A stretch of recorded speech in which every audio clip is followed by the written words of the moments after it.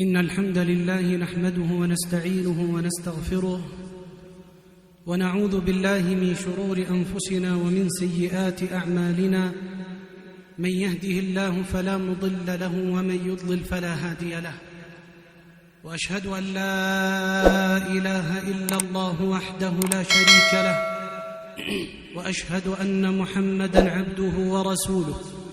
يا أيها الذين آمنوا اتقوا الله حق تقاته ولا تموتن إلا وأنتم مسلمون.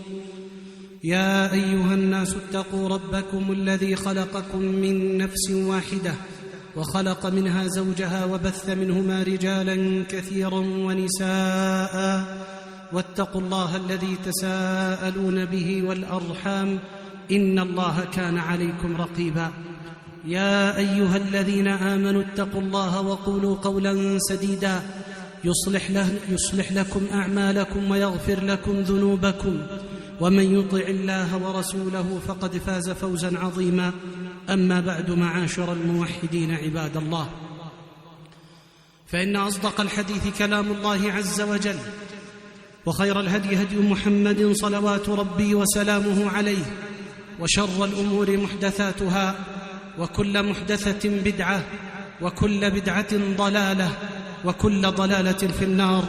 أسأل الله العظيم رب العرش العظيم بمنه وكرمه وعفوه ولطفه ورحمته أن يجيرني وإياكم منها، إنه ولي ذلك والقادر عليه.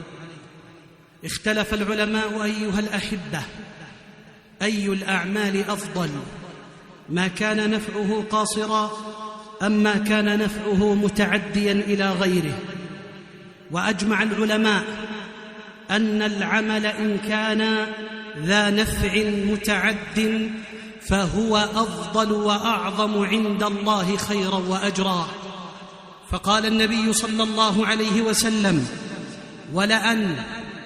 ولأن أمشي في حاجة أخي، أي أقضيها، أحب إلي من أن أعتكف في مسجدي هذا، أي مسجد رسول الله صلى الله عليه وسلم، شهرا.